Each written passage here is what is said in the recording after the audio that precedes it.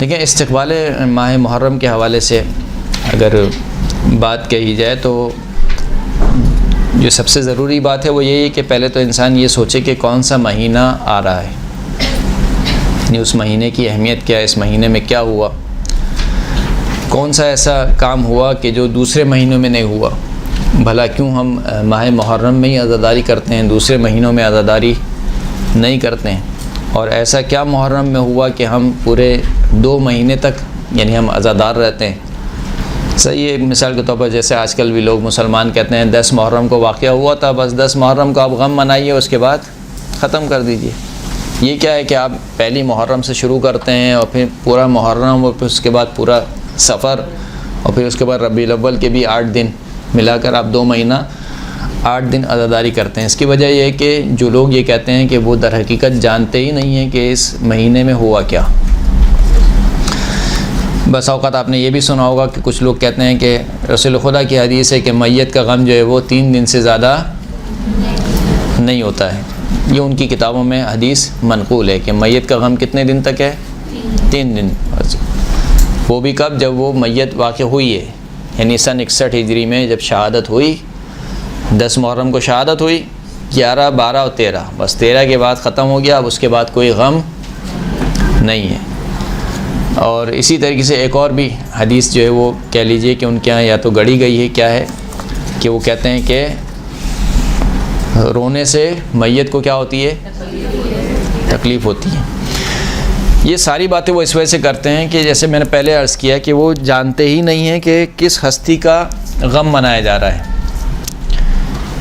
اس محرم میں ہوا کیا۔ یعنی واقعہ فقط اگر یہ ہوتا نا، آج بھی نہ جانے کتنے افراد پر ظلم ہوتا ہے اور مظلوم شہید کر دیے جاتے ہیں، آج بھی ہوتا ہے نہیں ہوتا؟ کتنے افراد ہیں پارا چنار میں، کتنے افراد شہید ہو گئے، اور دنیا بھر میں کتنے افراد شہید ہو جاتے ہیں۔ ممکن ہے کہ کوئی ایک واقعہ رونما ہو اور وہ اس کی جو شدت ہے یا جو اس پر ظلم ہے وہ شاید کہہ رہا ہوں ظاہری اعتبار سے شاید عاشور سے زیادہ ہو۔ مثال کے طور پر عاشور میں کیا ہوا؟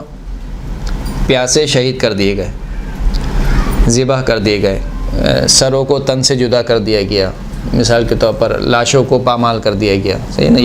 یہ سارے واقعات ہوئے۔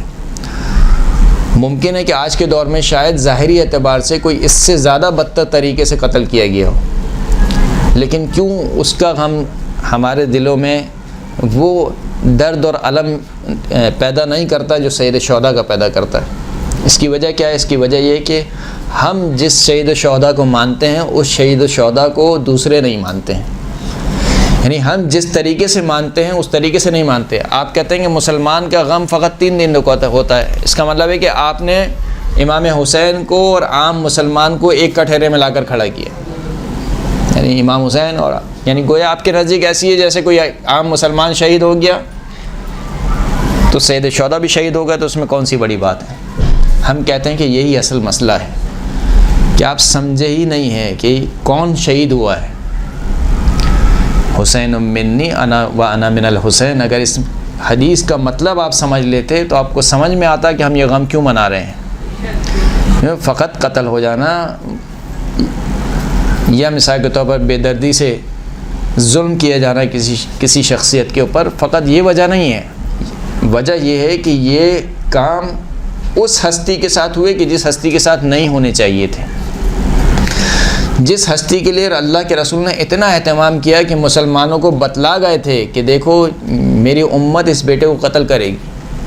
یہ کیوں بتا رہے تھے بار بار مسلمانوں کو؟ متفق علیہ روایت ہے، شیعہ سنی دونوں کی کتب میں موجود ہے کہ جناب جبرائیل آئے اور کہا کہ یا رسول اللہ آپ اپنے اس بیٹے سے محبت کرتے ہیں؟ کہا ہاں میں اپنے اس بیٹے سے محبت کرتا ہوں۔ ستقتلہ امتک، ان قریب آپ کی امت آپ کے اس بیٹے کو قتل کر دے گی۔ یہ روایت موجود ہیں اور صحیح روایت موجود ہیں اور شیعہ سنی دونوں کتاب میں موجود ہیں۔ اس کا مطلب ہے کہ اللہ کے رسول جب امام حسین چھوٹے ہیں ابھی اس وقت سے بتلا رہے ہیں کہ دیکھو میری امت اسے قتل کرے گی۔ اس کا مطلب کیا ہے کہ اللہ کے رسول بتلانا چاہ رہے تھے کام نہیں ہونا چاہیے لیکن یہ کام ہوگا اور میری امت قتل کرے گی اس کو۔ تو یہ جو قتل ہے کوئی عام قتل نہیں ہے، اسی لیے آپ زیارت کا جو جملہ پڑھتے ہیں السلام علیکم یا ثار اللہ وابن ثارہ، سلام ہو اس پر جو اللہ کا خون ہے، یعنی حسین کا خون جو بہا ہے یہ حسین کا خون معمولی خون نہیں ہے، یہ اللہ کا خون ہے۔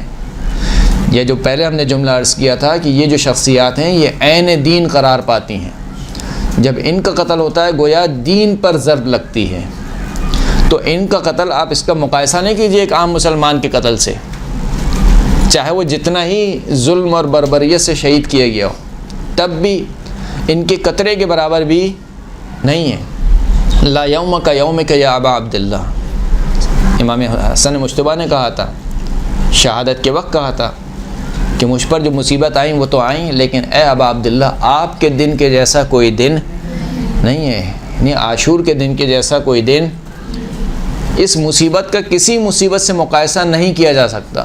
کیوں نہیں کیا جا سکتا؟ اس لیے کہ یہ جو مصیبت ہے یہ ثار اللہ ہے، یہ اللہ کا خون ہے، یہ عام خون نہیں بہایا گیا۔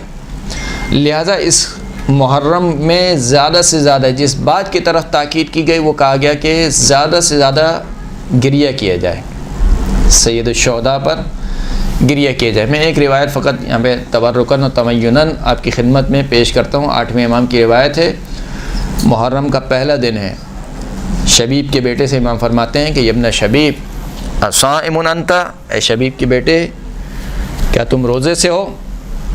قلت لا، شبیب کے بیٹے نے کہا کہ نہیں۔ فقال ان هذا اليوم هو اليوم الذي دعا فيه زکریا ربہ، یہ وہ دن ہے کہ جس دن جناب زکریا نے اپنے پروردگار سے دعا کی، فقال، اور دعا میں کہا رب هب لي من لدنك ذریۃ طیبہ انک سمیع الدعاء، پروردگار مجھے اپنی جانب سے پاک اور پاکیزہ ذریت عطا کر کہ تو دعا کو سننے والا ہے۔ فاستجاب اللہ لہ، پس اس دن جناب زکریا نے دعا کی تھی تو اللہ نے جناب زکریا کی دعا کو پورا کیا۔ وامر الملائکۃ فنادت زکریا، اور ملائکہ کو حکم دیا تو ملائکہ نے جناب زکریا کو پکارا جبکہ وہ اپنے محراب عبادت میں نماز پڑھ رہے تھے کہ ان اللہ یبشرک بیحییٰ، کہ پروردگار آپ کو بشارت دیتا ہے ایک لڑکے کی یعنی یحییٰ کی۔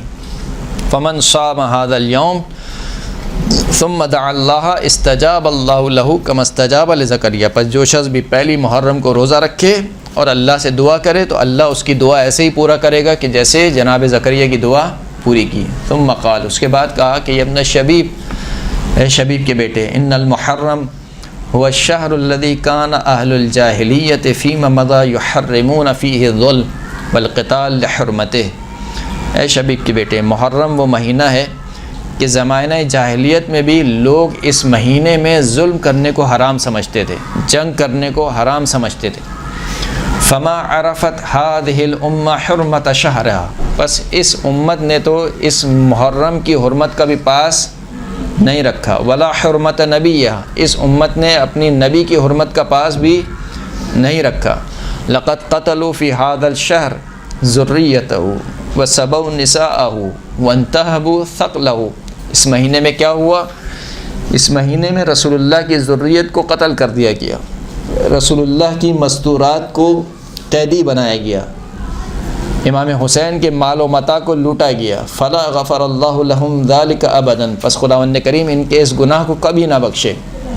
یا ابن الشبیب، اے شبیب کے بیٹے، ان کنت باکیا لشیء فبک للحسین، اے شبیب کے بیٹے اگر کسی چیز پر رونا چاہتے ہو تو حسین پر رو۔ فَإِنَّهُ ذُبِحَ كَمَا يُذْبَحُ الْكَبْشُ، شبیب کے بیٹے ہمارے جد حسین کو ایسے ذبح کیا گیا جیسے کسی گوسفند کو ذبح کیا جاتا ہے، ہمارے جد حسین کو ایسے ذبح کیا گیا جیسے کسی گوسفند کو ذبح کیا جاتا ہے۔ وَقُتِلَ مَعَهُ مِنْ أَهْلِ بَيْتِهِ 18 رَجُلًا مَا لَهُمْ فِي الْأَرْضِ شَبِيهٌ، حسین کے ساتھ 18 بنی ہاشم شہید کیے گئے، ایسے بنی ہاشم شہید کیے گئے کہ جن کی شبیہ اور نظیر اس پوری روئے زمین پر نہیں ملتی۔ وَلَقَدْ بَكَتِ السَّمَاوَاتُ السَّبْعُ وَالْأَرْضُونَ لِقَتْلِهِ، ساتوں آسمان ہمارے جد حسین پر روتے ہیں، ساتوں زمینیں ہمارے جد حسین پر گریہ کرتی ہیں۔ وَلَقَدْ نَزَلَ إِلَى الْأَرْضِ مِنَ الْمَلَائِكَةِ 4,000 لِنَصْرِهِ فَوَجَدُوهُ قَدْ قُتِلَ، 4,000 فرشتے امام حسین کی نصرت کے لیے زمین پر نازل ہوئے، لیکن جب زمین پر پہنچے تو دیکھا کہ امام حسین شہید کیے جا چکے ہیں۔ فہم عند قبرہ شعثا غبر، وہ 4000 فرشتے جو نازل ہوئے تھے وہ نازل ہونے کے بعد امام حسین کی قبر پر چپٹ کر رہ گئے۔ الی یوم القائم، جب ہمارے مہدی قائم ظہور کرے گا اس وقت تک یہ 4000 فرشتے ہمارے جد حسین کی قبر پر رہیں گے۔ کیا کریں گے؟ فیکونون من انصار، یہ حسین کے، یہ ہمارے قائم کے انصار میں سے ہوں گے۔ وشعارہم یا لثارات اللہ، اور ان کا نعرہ کیا ہوگا کہ ہم حسین کے خون کے انتقام لینے کے لیے آئے۔ ابن شبیب لقد حدثنی ابی عن ابیہ عن جدہ انہ لما قتل الحسین جدی مطرت السماء دما وترابا احمر۔ اے شبیب کے بیٹے، مجھ سے میرے والد گرامی نے نقل کیا، ان سے ان کے جد نے نقل کیا کہ جب حسین کو قتل کیا گیا تو آسمان خون کے آنسو رویا، زمین خون کے آنسو روئی۔ ابن شبیب ان بقیت علی الحسین حتی تصیر دموعک علی خدیہ۔ اے شبیب کے بیٹے، اگر تم ہمارے جد حسین پر گریہ کرو اور گریہ کرتے کرتے ایک آنسو تمہاری رخسار پر جاری ہو جائے، ایک آنسو تمہاری رخسار پر جاری ہو جائے، غفر اللہ لک کل ذنب اذنبتہ صغیرا کان او کبیرا قلیلا کان او کثیرا، خدا تمہارے ہر اس گناہ کو بخش دے گا، چاہے وہ چھوٹا ہو، چاہے بڑا ہو، چاہے کم ہو، چاہے زیادہ ہو۔ ابن شبیب، اے شبیب کے بیٹے، ان سرک ان تلقى اللہ عز وجل ولا ذنب علیک۔ اے شبیب کے بیٹے، اگر تمہیں یہ بات خوش کرتی ہو کہ تم اللہ سے اس حال میں ملاقات کرو کہ تمہارا کوئی گناہ باقی نہ رہے، فزور الحسین، تو حسین کی زیارت کے لیے جایا کرو۔ ابن شبیب، شبیب کے بیٹے، ان سرک ان تسکن الغرف